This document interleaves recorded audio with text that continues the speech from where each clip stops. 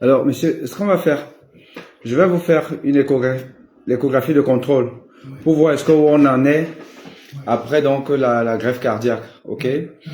Et donc parallèlement, déjà je vous dis, parce que je fais des enseignements pour les jeunes médecins et puis pour les patients et autres pour leur apprendre ce qu'il faut faire et comment est-ce qu'aujourd'hui on soigne les malades. Vous êtes vraiment miraculé et donc vous êtes là, de temps en temps on va discuter, je vais poser des questions et je vais vous expliquer ce que je vois et puis eux, parce que c'est enregistré, ils vont pouvoir apprendre un peu de votre cas, qui est vraiment un cas unique, vous comprenez? Et par ça, vous allez quand même participer à la connaissance de la médecine, parce que vous avez vraiment eu la chance, Ouais. et ce serait bien que cette chance-là soit partagée par tout le monde, ok?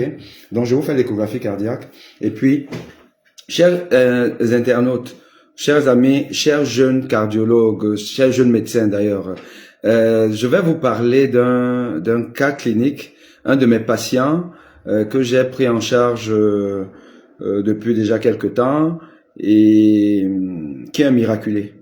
Il est un miraculé de la médecine moderne et c'est important de pouvoir partager avec vous ce cas-là et de tirer des leçons pour tout le monde parce que moi je suis préoccupé par cette disparité des chances que les êtres humains ont à pouvoir profiter des avancées de la médecine. Parce que la médecine avance à grands pas, on fait beaucoup de choses, il y a de nouvelles techniques, il y a une nouvelle approche, il y a une façon de faire, il y a des experts, mais qui sont pas repartis de manière équitable à travers le monde, et ce pour plusieurs raisons, entre autres de la gouvernance, ou j'ai envie de dire la mauvaise gouvernance de certains États et certaines parties du monde. Et donc, nous allons aujourd'hui parler d'un cas clinique très intéressant, très émouvant, et qui donne espoir à tous ceux qui croient en la médecine, qui croient aux prouesses de la médecine. Et nous parlerons de ça. Donc, ce que je fais là déjà, donc restez un peu en ligne, essayez de partager, demandez aux gens de venir, parce que vous allez apprendre beaucoup de choses. Je vais faire l'échographie cardiaque du patient en question pour voir où est-ce qu'on en est après sa prise en charge lourde qui a duré 5 mois. 5 mois d'hospitalisation. 5 mois, jour pour jour. Voilà. Un miraculé. Un miraculé de la médecine. Voilà.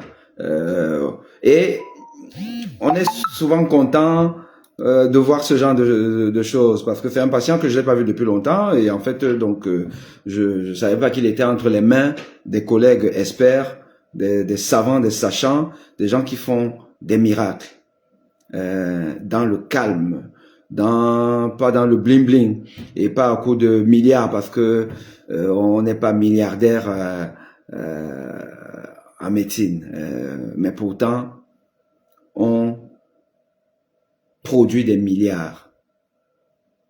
Oui, c'est très émouvant. Alors, restez là, je vais faire l'échographie et puis je vous reviens dans un instant. Alors,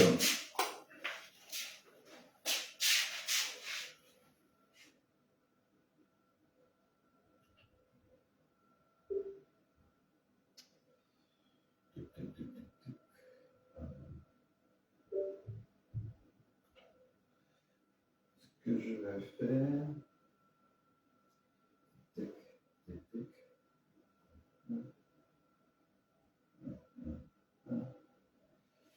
Alors, je prends votre dossier pour écrire votre nom sans que j'en ne sache de qui il s'agit. Donc, vous êtes sorti de l'hôpital quand? Le mardi passé, c'était. Mardi passé. Oui, c'était le 7. Là, au CCN, c'est ça, hein? Oui. Donc, vous étiez toujours au CCN. Après la pitié, on vous a envoyé au CCN. Au CCN, ça fait 40 jours que j'ai resté au CCN. D'accord.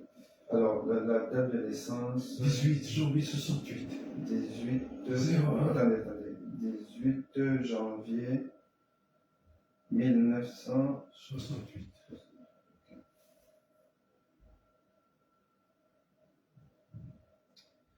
Est-ce que vous avez des douleurs au niveau Non. des points de Non. la suture? Tout non, ça va, il n'y a pas de... Juste ici. D'accord. Ici, ils ont retiré le défibrillateur. Le défibrillateur est retiré, Le oui. docteur Lamar, Oui. et jusqu'à présent, Ça fait mal? un petit peu. Un petit peu. D'accord. Bon. Ouais, parce que là, vous aviez quand même... alors, donc là, on a le greffon, c'est ça? Oui. Et qui fonctionne très bien.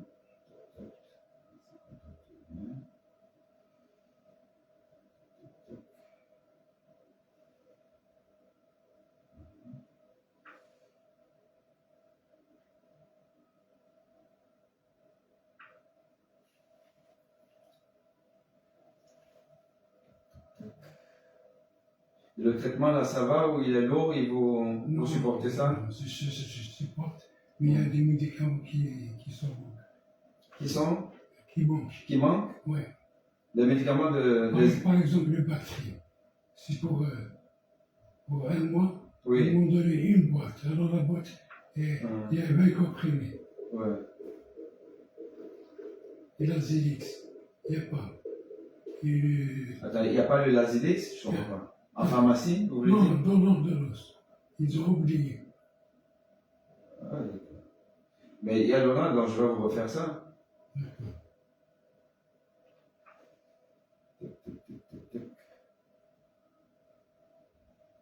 Mon cœur, ils l'ont donné à quelqu'un d'autre. Ils ont retiré les valves. Ils ont donné votre cœur à quelqu'un d'autre? Oui. Ils ont retiré juste les valves. Ah bon? Oui. Attends. Et quelques cellules. Mais comment ils ont... Non, parce que votre cœur, lui, était déjà trop faible. Oui, mais les valves, ils sont bien. Oui. Oui. Plus la droite, il y a une partie, elle est bien. J'ai signé pour ça. J'ai même des... D'accord. Enfin, donc, c'est vos valves qu'ils ont donné à quelqu'un d'autre? Oui. D'accord, d'accord. Oui, oui. Non, mais pas le muscle. Le muscle, lui, non. Oui, les valves, oui, d'accord. Ah, vous avez signé pour qu'on donne. Oui. Oui, c'est du donnant-donnant. On vous a donné et vous avez donné. Oui. Oh là là, c'est beau ça. Oui. C'est beau. Évidemment, vous ne savez pas qui vous a donné. Non, Ouais. juste l'âge, 37 ans. À 37 ans. Oui. Accident, il avait fait? Non, il est mort cérébralement. Ah, d'accord, d'accord. Puis c'était sportif en même temps. Sportif? Oui. Ben, ça, on vous a dit ça? Oui. D'accord. J'ai remarqué même mon cœur, il bat jusqu'à 110. Ouais. Oui, parce que là, il est rapide. Oui. Ouais. Ok, il est rapide. D'accord. Mais là, ça va, Non, très bien. il est bien, il est bien. Il n'y a pas de... Ouais. Il n'y a pas de souci avec ça. Donc, vous devez faire avec ça.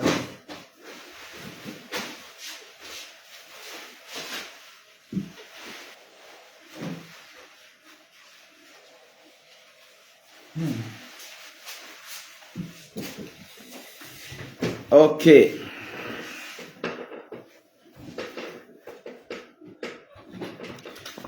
Bon. Oh, si vous voulez me présenter à quelqu'un, je reviens le début juin.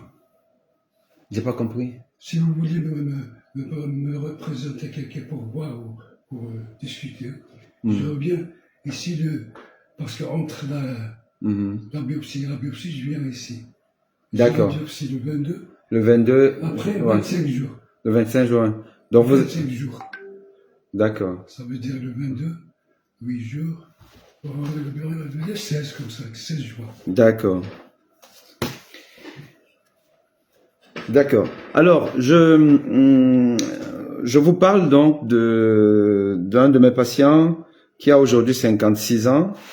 Voilà. Et que j'ai suivi pour une cardiopathie ischémique. C'est-à-dire, il avait les artères du cœur qui n'étaient pas en bon état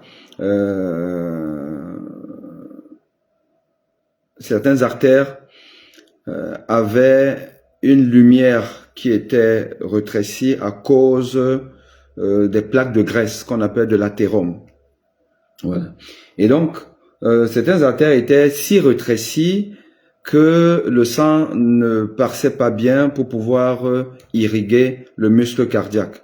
Donc, cardiopathie ischémique. Il a fait donc syndrome coronaire aigu. Il a été pris en charge normalement avec une revascularisation, c'est-à-dire qu'on lui a fait une coronarographie. On a constaté que certaines artères étaient rétrécies et on a dilaté, on a mis des stents. Ouais. Ok. Mais à cause de cette cardiopathie ischémique, il avait une force contractile du muscle cardiaque qui était diminuée, significativement diminuée.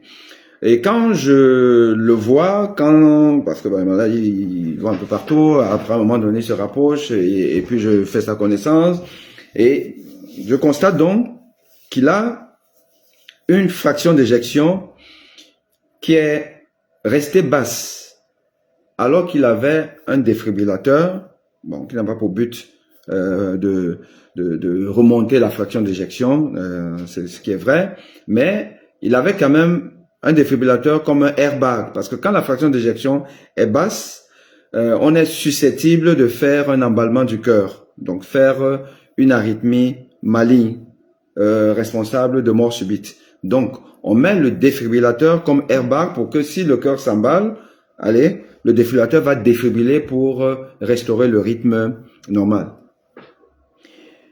Et quand je le vois donc, il a une fraction d'éjection qui est inférieure à 30%, autour de 20%, entre 20 et 25% de fraction d'éjection. Or, la fraction d'éjection normale, c'est 60%. Et lorsque la fraction d'éjection est en dessous de 35%, on considère que la fraction d'éjection est très sévèrement altérée et donc possiblement responsable d'emballement du cœur de mort subite cardiaque. En plus de ce que, on va plus facilement faire une insuffisance cardiaque et être hospitalisé pour ça. Et donc, déjà, dans ce cas, il faut repartir, faire un contrôle de ces artères pour voir si les stents qu'on a mis les ressorts se sont bouchés et où on va déboucher, ou alors il y a d'autres artères qui sont devenues suffisamment malades, donc rétrécies. Et donc on l'a fait et on a constaté qu'en fait il n'y avait pas de problème à ce niveau, mais le cœur restait toujours faible. J'ai optimisé le traitement en ajoutant par exemple le traitement moderne aujourd'hui, c'est-à-dire une glyphosine. Voilà, donc c'est la nouvelle classe thérapeutique qu'on donne chez les diabétiques parce que ça sort le glucose de l'organisme avec les urines. Mais en sortant le glucose, ça sort aussi de l'eau et donc ça améliore aussi la circulation sanguine, ça améliore l'hémodynamique, ça améliore le travail du cœur. Donc, on a ajouté le Forxiga, qui est donc la dapagliflozine, en plus des autres traitements IEC, ou alors en fait c'était l'Encresto, donc dapagliflozine, bêta-bloquant, et puis antagoniste de l'aldostérone. Voilà, donc il avait les 4 molécules optimales. Mais, parce que il gardait toujours quand même une fonction ventriculaire gauche altérée, on a donc opté pour rajouter une sonde à la sonde qu'il avait déjà ajoutée, qu'il avait un défibrillateur. Le défibrillateur, ça veut dire qu'il y a une sonde de défibrillation qui est implantée dans le ventricule droit. Et c'est cette sonde de défibrillation qui va donc permettre de choquer s'il y a une fibrillation. Mais on a donc rajouté une sonde dans le ventricule gauche à travers le sinus coronaire. Donc ça, c'est la prise en charge que j'ai faite avec le docteur Walid Amara à l'hôpital Montfermeil, où on lui a mis une sonde. On a fait ce qu'on appelle la resynchronisation cardiaque. Donc, on lui a fait une resynchronisation cardiaque pour améliorer le travail du cœur. Parce que quand le cœur est fatigué, il est dilaté, il ne se contracte plus normalement. Il y a un asynchronisme, c'est-à-dire que les deux ventricules qui doivent se contracter de manière concomitante, comme ça là, pour avoir une bonne hémodynamique. Dans les cas d'homéopathie dilatée, on observe qu'il y a parfois un asynchronisme, c'est-à-dire qu'il y a un ventricule qui se contracte après l'autre. En général, et à l'électrocardiogramme, on voit que le QRS est large, avec un bloc de branche gauche la plupart du temps. Donc, bloc de branche gauche, QRS large, sur cardiomyopathie dilatée, on fait la resynchronisation cardiaque. Aujourd'hui, on évolue un peu parce qu'on peut plutôt stimuler uniquement la branche gauche ou alors le faisceau de His, voilà, mais de manière générale, retenez que on doit faire la resynchronisation cardiaque. Donc, on a fait la resynchronisation cardiaque. Bon, il y a à peu près 20 à 30% de non-répondeurs, donc des personnes qui, malgré ça, gardent quand même une fraction d'éjection basse. Alors, lui, pas de bol, il a chopé une embolie pulmonaire. C'est bien ça? Une embolie pulmonaire. Bon. Donc, l'embolie pulmonaire, c'est quand même le blocage par des caillots veineux des artères pulmonaires. Et si on bloque une artère pulmonaire importante, on va augmenter la pression artérielle pulmonaire. La pression artérielle pulmonaire va avoir pour impact de faire travailler le ventricule droit de manière très importante.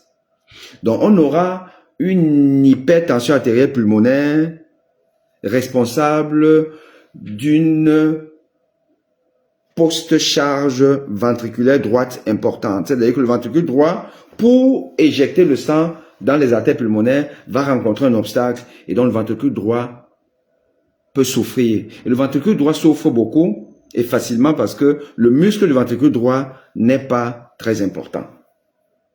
Et donc, le malade s'est retrouvé déjà avec un ventricule gauche qui est faiblard et à cause de l'embolie pulmonaire, un ventricule droit qui est faiblard. Donc, tout ça a entraîné un choc cardiogénique. Le malade est rentré en choc cardiogénique. Donc, il a été pris en charge à l'hôpital, voilà, aux urgences, puis en réanimation à l'hôpital.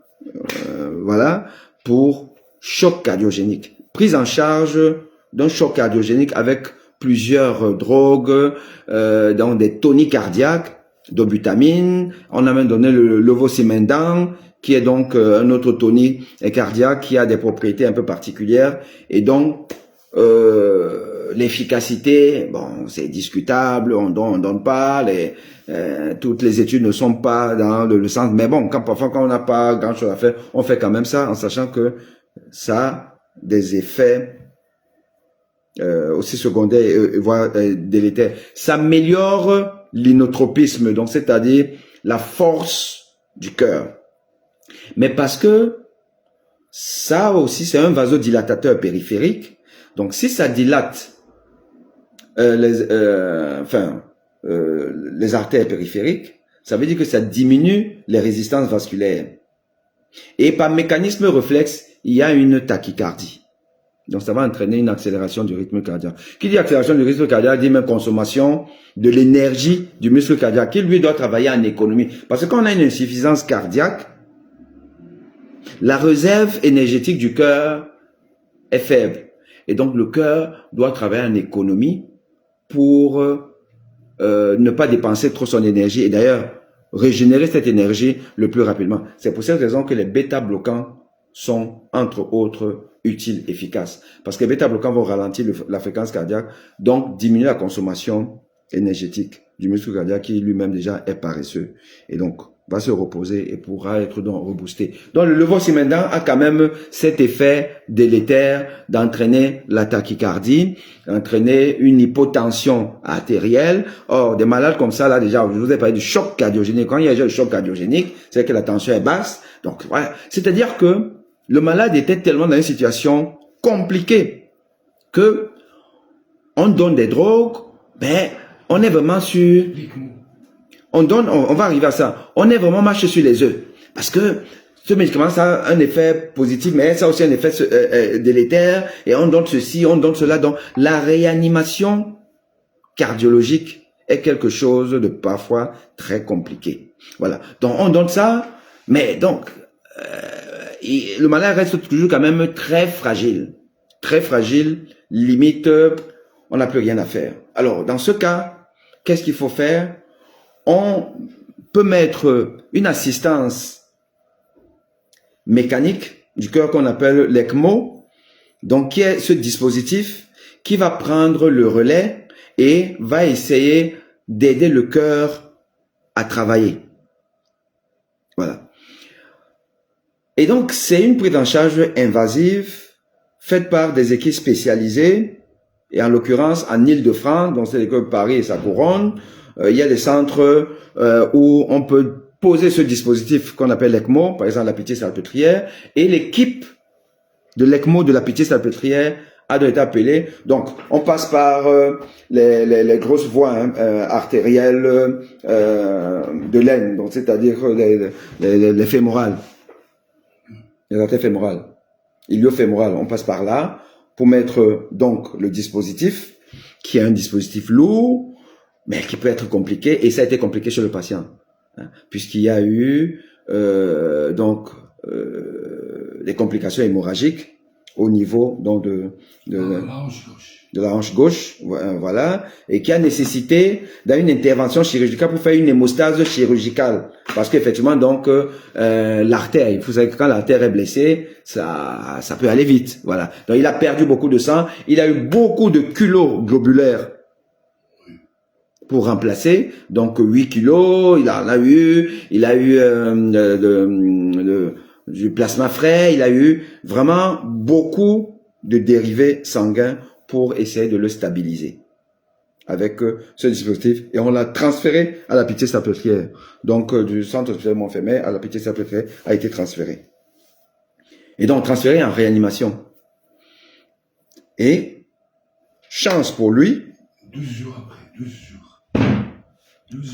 12 jours après, parce que là déjà, on est donc dans une insuffisance cardiaque réfractaire. Insuffisance cardiaque réfractaire chez un patient jeune de 56 ans. Alors, qu'est-ce qu'on fait? C'est-à-dire qu'il a tous les médicaments modernes possibles. Il a eu la revascularisation, il a eu la resynchronisation cardiaque, donc le traitement électrique de l'insuffisance cardiaque. Et il a eu toutes les molécules modernes aujourd'hui. Mais jusque-là, il est en bas débit cardiaque, en choc cardiogénique. Alors, dites-moi, dans ce cas, qu'est-ce qu'il y a à faire? Quelle est la prochaine étape de la prise en charge?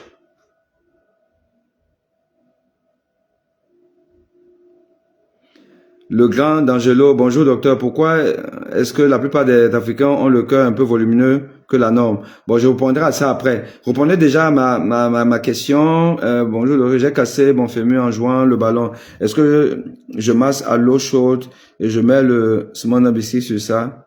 Non, il faut surtout aller à l'hôpital, faire une radio, et puis voir un médecin orthopédiste certainement pour voir est-ce que ça dépend de la fracture et tout. C'est peut-être un plâtre qu'on va mettre, ou alors on va opérer, mettre une attelle ou quelque chose comme ça. Alors, donc,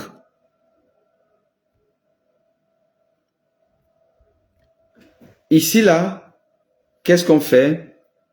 Il faut juste remplacer le cœur. Il faut remplacer le cœur. Insuffisance cardiaque réfractaire à toute thérapeutique moderne chez un sujet jeune. Il faut remplacer le cœur. Transplantation cardiaque. Et le patient a eu une chance. Vous savez que les greffons, c'est vraiment quelque chose de très compliqué, de très rare aujourd'hui. Il a une chance que 12 jours après, c'est ça? Oui. 12 jours après, il y avait un greffon disponible pour lui. Donc, il a été mis rapidement sur la liste de transplantation cardiaque et il y a eu un greffon. Et apparemment, son donneur, il sait qu'il a 37 ans, mort cérébrale, donc c'est un patient qui finalement était dans un stade critique d'une maladie, et puis bon, il est décédé cérébralement, il avait une mort cérébrale, mais ses organes fonctionnaient encore, notamment le cœur, donc dans ce cas, avec accord de la famille en général, parce que voilà, il est mort cérébral, il peut rien faire, donc la famille a donné son accord, donc on a fait une explantation de son cœur qui est en bon état, et ça a profité donc à mon patient de 56 ans. Donc voilà comment est-ce que il est greffé rapidement. Et lui-même, son cœur, quel était le devenir de son cœur? D'après ce qu'il m'a dit là maintenant, lui-même il a donné son accord pour que son cœur soit aussi utilisé pour une autre personne. Donc il a fait don aussi de son cœur à une autre personne. Mais évidemment, dans ce cas, on ne prend pas tout le cœur, parce que son cœur est malade, c'est que le muscle cardiaque était abîmé, avait une fraction d'éjection basse et tout, cardiopathie ischémique, donc on peut pas prendre ça. Mais ce qu'on a pris, c'est les valves. On a pris les valves et quoi d'autre? Et le côté droit. Voilà, valve et côté droit. Bon, donc c'est son côté gauche du cœur qui était abîmé. Le côté droit, je vous ai parlé d'embolie pulmonaire. L'embolie pulmonaire qui a donc fait souffrir le cœur droit. Mais bon, c'est une souffrance hémodynamique due à une hyperpression au niveau des artères pulmonaires. Mais une fois que l'embolie pulmonaire est soignée, l'embolie pulmonaire c'est une maladie pas chronique, c'est une maladie aiguë et tout, on soigne par des anticoagulants, si on peut même faire la thrombolyse et tout, on lève l'obstacle et après le ventricule droit va récupérer sa fonction normale. Donc c'est pas une partie du cœur abîmée. Donc apparemment, il aurait donc récupéré donc son cœur droit, mais enfin, quand on dit cœur droit, je sais pas, je pense que c'est les valves tricuspides, hein, c'est la valve tricuspide qui a été certainement prise là-bas, plus la valve mitrale de l'autre côté, et peut-être la valve aortique, puisque on sait que il y a des gens qui après ont besoin, qui ont peut-être une valve abîmée qui fonctionne pas bien. Oui, effectivement, on peut aujourd'hui récupérer ça et aller remplacer une valve abîmée par une valve native fonctionnelle. Voilà. Bon, donc le fait est que son cœur malade servira aussi à quelqu'un d'autre, du moins les parties en état. Donc ici là, on est même dans l'écologie. Vous voyez, la médecine aujourd'hui elle est écologique. C'est-à-dire que on essaie au maximum de préserver ce qui est naturel et d'utiliser la réutilisation des organes naturels. Voilà. Avec simplement la contrainte que après il faut être mis sous immunosuppresseurs. Immunosuppresseurs pour diminuer l'activité de votre système immunitaire qui lui a pour fonction, entre autres fonctions, de rejeter tout corps étranger. Voilà. Donc, la contrainte de la greffe d'un organe, notamment de la greffe cardiaque, c'est que vous allez prendre des immunosuppresseurs à vie. Voilà. Et les premiers mois, on va vous faire des contrôles rapprochés, des biopsies. Voilà, comme mon patient, il en a déjà eu combien? 6 biopsies. Il me reste 3. Il reste 3. 3 biopsies à faire pour s'assurer qu'il n'y a pas de signes de rejet du greffon. C'est ça, c'est la phase critique. Et la plus difficile dans le remplacement, de la greffe cardiaque. Mais une fois que vous avez donc un nouvel organe, notamment ici là le cœur, vous croisez les doigts. Si les immunosuppresseurs marchent bien, et lui, il a comme immunosuppresseur, je vais vous dire, là, donc il a le CEL7, qui est dans le mycophénolate mofétyl, le CEL7 qu'il prend. Il prend le tacrolimus ou Prograf qu'il prend, 4 gélules le matin, 5 gélules le soir, et puis donc le CEL7, il prend un comprimé le matin, un comprimé le soir, et puis il y a le prénisone qui est donc un corticoïde aussi, un comprimé chaque matin. Donc il a ça, et voilà. Et je viens de lui faire une échographie cardiaque de contrôle. Et je vois que son nouveau cœur, dans le greffon, il fonctionne bien. Donc le problème, il est un peu rapide, parce que là aussi il faut savoir que vous héritez d'un organe de quelqu'un, du cœur de quelqu'un. Donc il y a une partie de son héritage génétique que vous récupérez. Donc, un cœur du greffon, le greffon, qui est habitué à taper à disons 100 par minute ou 110 par minute, taper 110 par minute, on vous le donne, ben, c'est la magie du corps humain. Il va taper à ce rythme-là parce que il est programmé, il a été habitué, il est programmé, voilà, génétiquement, à taper à 110 par minute. Voilà. Et donc, lui, le cœur qu'il a aujourd'hui, tape à... Entre 90 et 110. Voilà, là, aujourd'hui, je l'ai à 110 par minute, là, 105, 110 par minute. Voilà. C'est-à-dire que c'est de ça qu'il s'agit. Donc, aujourd'hui, mon patient vit bien. Est-ce que vous êtes encore essoufflé? Non. Plus essoufflé, alors qu'avant, c'était... Le cœur était fatigué. Il est passé, comme je vous ai dit, par toutes les complications d'un insuffisant cardiaque. Toutes les complications. Et pas de bol, il a chopé une embolie pulmonaire qui l'a fait rentrer en choc cardiogénique. Et il n'est pas sorti de là malgré tous les médicaments, toutes les drogues de la réanimation médicale possible. Et même dans le dispositif qu'on appelle l'ECMO. Et sans le miracle de Dieu, c'est-à-dire un greffon disponible, il serait peut-être plus avec nous. Donc voilà un peu le parcours d'un quelqu'un qui, dans beaucoup de pays sur cette terre, ne serait plus là. Il serait plus là. Il a la chance de vivre dans un pays où, quoi qu'on dise, quel que soit ce qu'on peut dire, la France a un système de santé qui n'est pas si mauvais que ça. La France a un système de santé qui n'est pas si mauvais. Voilà. Et on peut se soigner parce qu'il y a de l'expertise. Il y a des compétences. Et il y a les moyens. Par le biais de la sécurité sociale, on peut bénéficier, quel que soit le niveau social d'un individu en France. Vous avez un problème comme celui-là, dès que vous rentrez dans le circuit de la santé, parce que, voilà, vous avez appelé le SAMU est venu chez vous, on vous a pris, c'est qui votre cardiologue et tout, bon, voilà, il a fait quoi, c'est quoi son dossier, son traitement, vous donne, vous amène aux urgences, on prend, on tient compte de ses antécédents et tout, on fait évoluer la prise en charge, et quand on atteint un stade où il n'y a plus la compétence dans l'hôpital local, on sait où se trouvent les compétences. Et voilà comment, de l'hôpital où il a été pris en charge, le mien, on a appelé la Pitié-Salpêtrière, qui est le centre expert pour le transport médicalisé sous assistance médicale qu'on appelle l'ECMO, par exemple. Et vous allez là-bas, vous êtes dans un service de chirurgie cardiaque, voilà, réanimation médicale déjà, de cardiologie, et après on peut vous transférer en chirurgie quand on a maintenant, on a le greffon et tout, on transfère parce que il faut vous opérer, donc il faut faire une greffe cardiaque. Vous avez tout ça dans une même ville. Et donc, on est protégé.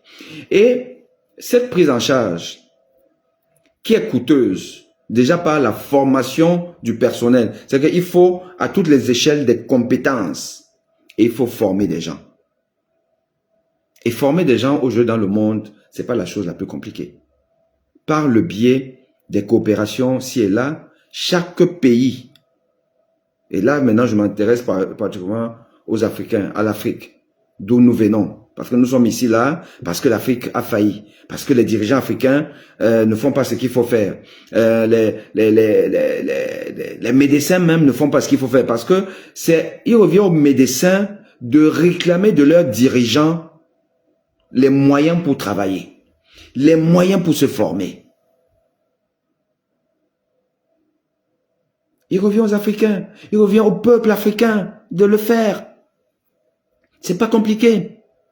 Être dans des coopérations, envoyer donc des jeunes médecins ci et là, à travers le monde, former nos gens, ils reviennent, on met en place les moyens, il y a des hôpitaux, on met des services, on équipe, et les gens bossent. Et les gens bossent. Et d'ailleurs, on facilite le retour vers nos pays africains des experts disséminés dans le monde. Il y en a partout dans le monde qui travaillent pour les Occidentaux. Il faut juste créer les conditions pour que ces gens-là reviennent et travailler. Parce que sinon, Benoît, quelle est la durée de vie d'un transplanté? Non, la durée de vie d'un transplanté, moi, ils m'ont dit jusqu'à 30 ans. Elle est égale à un non transplanté si le greffon est compatible, fonctionne normalement, le traitement est pris. Bah là aussi, ça veut dire que le malade ne doit pas faire le malin. Un jour j'ai pris, un jour je n'ai pas pris et tout. Non, vous prenez bien vos immunosuppresseurs, vous respectez les consignes et les contrôles. Quand on vous dit, vous devez avoir une biopsie tel jour, allez au rendez-vous pour faire la biopsie. Hein? Vous avez 6 biopsies, mon patient a déjà fait 6. Ouais, 6. Il lui reste 3, dans 9 biopsies. Vous les faites.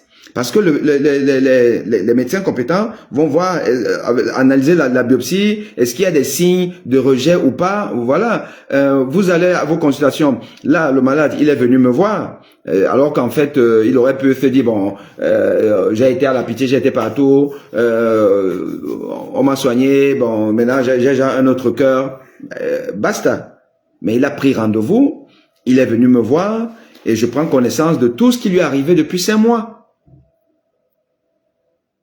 Et je contrôle, je vérifie que le traitement, il a le bon traitement, je vais prescrire un bilan biologique, il va faire, il va revenir. Donc, un malade discipliné, un traitement efficace, bah, écoutez, il vit sa vie, hein.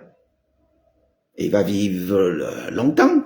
Il va vivre comme le malade hypertendu qui prend son médicament, le malade diabétique qui prend son médicament. Aujourd'hui, la médecine est telle que traitement bien pris, patient discipliné qui ne fait pas n'importe quoi, des écarts en termes d'hygiène de vie et tout, ben vous vivez normalement. Même le VIH, vous savez, aujourd'hui, vous avez le traitement, la trithérapie, vous avez une espérance de vie qui est égale à la population générale.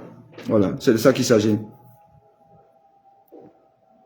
Donc, je disais que nous devons réclamer les moyens à nos États. Les médecins doivent le faire, les populations doivent le faire, les politiques doivent le faire. Nous devons réclamer des moyens pour avoir une médecine humaine dans nos pays. Ce n'est pas normal qu'en 2024, que je reçoive à ma consultation à Paris un couple de la RD Congo, République démocratique de Congo, un couple qui vient avec leur mère. Bon, je crois que c'est la mère du monsieur. Je parle bien de la dame, mais peu importe. Une dame de la soixantaine qui est venue en vacances en France et profiter pour faire le bilan. Je la vois. Pourquoi? Parce que elle a une hypertension artérielle. Elle est sous amlodipine. Et elle vient faire un contrôle. Je demande, mais bon, mais tout ça là, on me demande, faites même la prise de sang et tout. Je demande, mais il y a ça à Kinshasa, non? Oh non, laissez, non, c'est pas fiable, c'est pas ceci. Je demande, comment? La RD Congo, peut-être le pays le plus riche du monde en sous-sol. Vous me dites que les hôpitaux, il y a une défiance de la population vis-à-vis des soins dans l'essentiel des pays africains. Et quand je dis l'essentiel, même moi je reçois des Maghrébins du Maroc, de la Tunisie, de l'Algérie. C'est quand même des pays en Afrique qui sont développés. Mais j'en reçois ici qui viennent faire le bilan. Pourtant, il y a ça là-bas. Ça veut dire que déjà dans le subconscient des Africains, on ne soigne pas bien chez nous. Il y a une part de vérité dans ça. Il y a une part de vérité. Parfois, il y a un peu d'exagération. Mais concernant, par exemple, la RD Congo, là, je connais plusieurs patients qui sont déjà venus me voir et qui me disent que les hôpitaux là-bas, c'est la guerre. La fiabilité, c'est la guerre. Et on me dit, mais qu'est-ce que vous voulez? Quand même l'électricité, aujourd'hui, quand on a 2 jours d'électricité par semaine, c'est que c'est beaucoup. Donc, il y a les coupures d'électricité à n'en pas fini, même à RD Congo. Pays le plus riche en sous-sol du monde, dont la superficie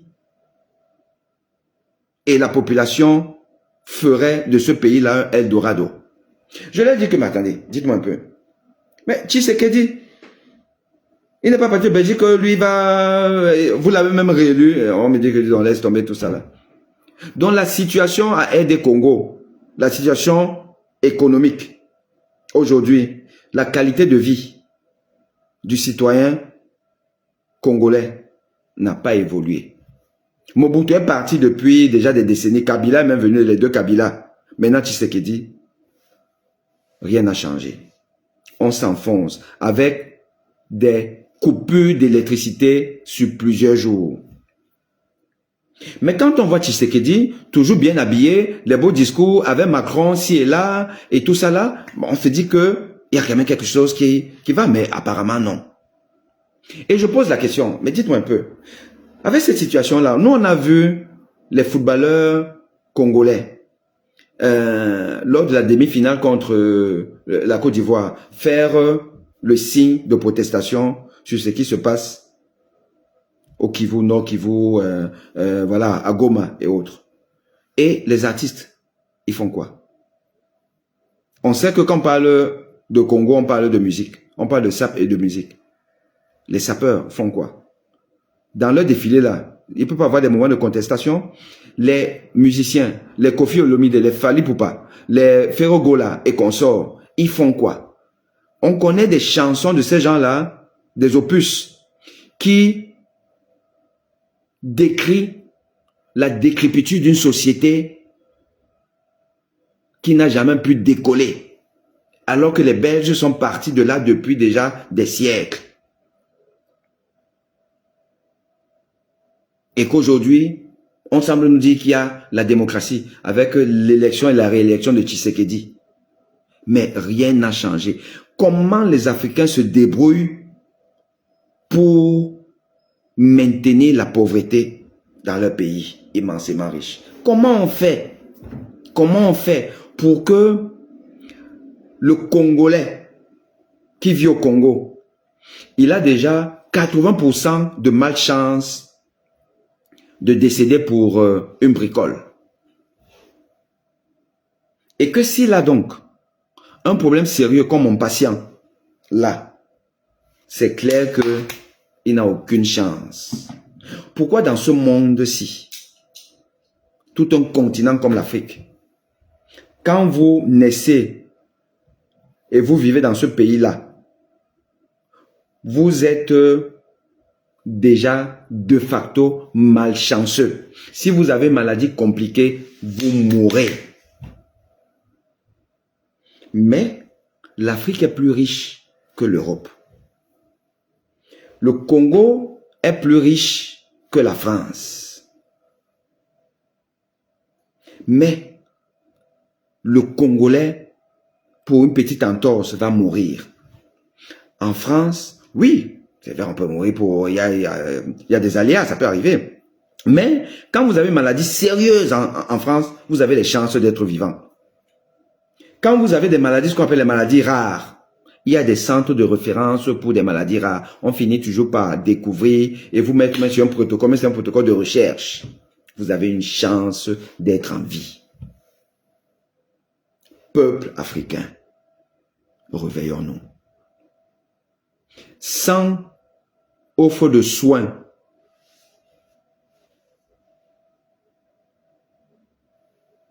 efficiente, sans offre de soins efficiente, vous n'avez aucune souveraineté.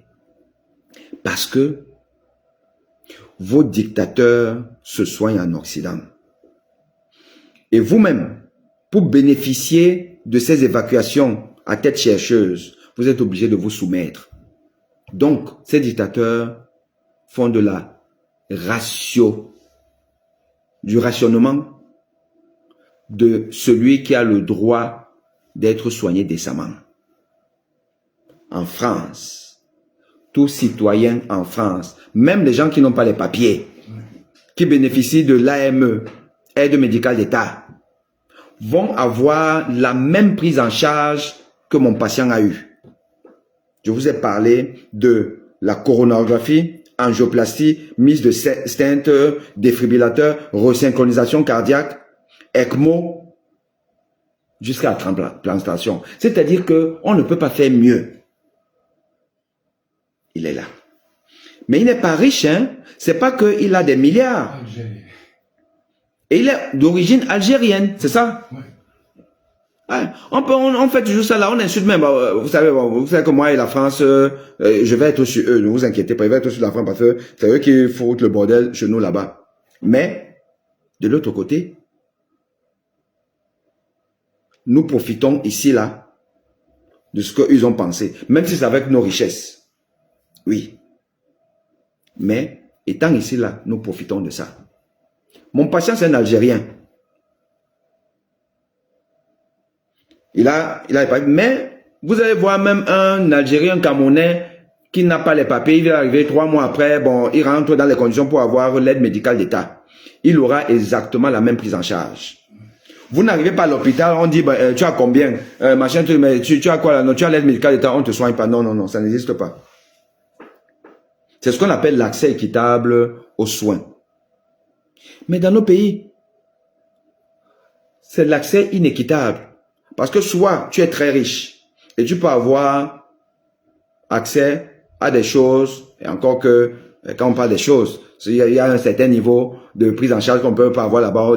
Mais sauf que au moins tu vas avoir donc l'évacuation droit à partir. Soit parce que tu as beaucoup d'argent, tu as soudoyé, soit parce que tu as un poste ministériel, soit donc il faut des passe droits. Et le peuple africain accepte ça.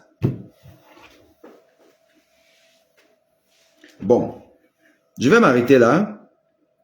Je vais répondre à quelques questions parce que je n'ai pas encore fini avec mon patient. Il a la gentillesse d'écouter et de participer parce que c'est aussi sa façon à lui de contribuer à cette œuvre de sensibilisation des Africains. Nous sommes des Africains tous. Lui, moi, il est algérien, je suis camerounais. Nous sommes des Africains. Et nous savons comment nos dirigeants dirigent mal. Ne considèrent pas que leurs citoyens, leurs concitoyens doivent pouvoir vivre décemment. Mon patient, il sera en Algérie, peut-être qu'il aurait eu cette prise en charge. Non, je pense pas. Peut-être pas. Lui, il me dit qu'il ne pense pas. Bon. Dans des années, c'est pas tout de suite. Pas tout de suite. Ouais. Vous voyez? Voilà ce que mon patient dit, algérien. Il me dit qu'il sera en Algérie qui n'aurait pas eu ça. Je parle même pas alors du Cameroun, de machin, truc et tout. Alors, est-ce normal, en dehors peut-être dans l'Afrique du Sud, est-ce normal que les Africains ne puissent pas bénéficier des avancées de la médecine mondiale? Nous sommes dans un village mondial. Est-ce normal? Est-ce les moyens qui manquent? Non. Est-ce les compétences? Oui et non.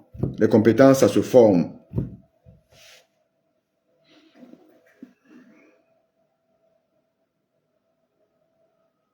Oui, nous sommes encore au stade où, ne fût-ce qu'un scanner cérébral, ou même une écho-cœur, on ne l'a pas. Oui, l'hôpital à Quintini. Quand on dit maintenant l'hôpital, les gens m'amusent, hein, les gens m'amusent trop, vraiment. Vous voyez jusqu'à quel niveau on a abruti le peuple camerounais. Si bien que même quelque chose qui est à peine moyen, on en fait une excellence. L'hôpital à Quintini est déjà resté des mois et des mois sans avoir la possibilité de faire des échographies cardiaques parce que l'appareil était en panne. C'est quel hôpital ça? C'est quel hôpital où un équipement est en panne et on ne repart pas là tout de suite. Tout de suite. Ça ne va pas faire plus d'un jour. Mais des mois. Des mois. Je ne vous parle pas du scanner. Voilà un peu le fonctionnement du pays. Or, quand l'équipement est en panne, le malade qui est là, qui a besoin de cet équipement-là, est obligé d'être transféré en clinique, machin, truc là, pour faire l'examen. C'est une perte de chance. Le transport là, le délai de prise en charge, c'est là, c'est une perte de chance. Et voilà comment on fonctionne. Et on trouve que c'est normal. Nous allons arriver au pouvoir.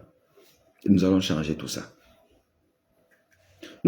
La jeunesse africaine doit être éveillée et doit être mobilisée.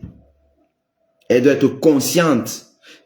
Quand je vous fais ce genre de truc, déjà c'est vos sensibilités, vous expliquez comment on vit ailleurs, comment ça se passe ailleurs, et que c'est possible que ce soit comme ça aussi chez nous.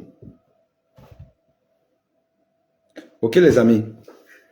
Donc, on se prend. Oui, Benoît Yekel, le président malien est sur cette voie. Il dit qu'il est sur cette voie et moi je suis preneur et je vais tout faire pour rencontrer ces autorités-là. Parce que c'est nous, les Africains, qui touchons du doigt la beauté du développement, de la recherche et développement. C'est nous qui devons conseiller ces chefs d'État africains volontaires. Parce qu'ils ont la volonté, mais ils n'ont pas l'expertise. Et il leur faut des experts pour leur dire comment est-ce qu'on peut faire. Parce qu'on sait comment est-ce qu'on peut faire. Ce n'est pas la magie. Ce n'est pas la magie. On a étudié avec ceux qui aujourd'hui offrent à leur population, à leur pays, la meilleure prise en charge possible. Et ils n'ont pas de tête, ils n'ont pas de cerveau. Ils ont simplement l'amour du beau. Et ce que nous n'arrivons pas à voir en Afrique. L'amour du beau. Regardez comment mon père, il est content. Je suis content. C'est beau. Je lis le dossier de mes confrères. Je suis content. Je dis bravo les gars. Vous avez fait le job. On peut faire ça en Afrique. L'Afrique doit devenir le hub de demain. Il faudrait qu'à un moment donné, que les Européens viennent se soigner chez nous. Oui. Là, aujourd'hui, moi, il y a 2 jours ou 3 jours, j'ai fait le bilan d'une dame qui va aller faire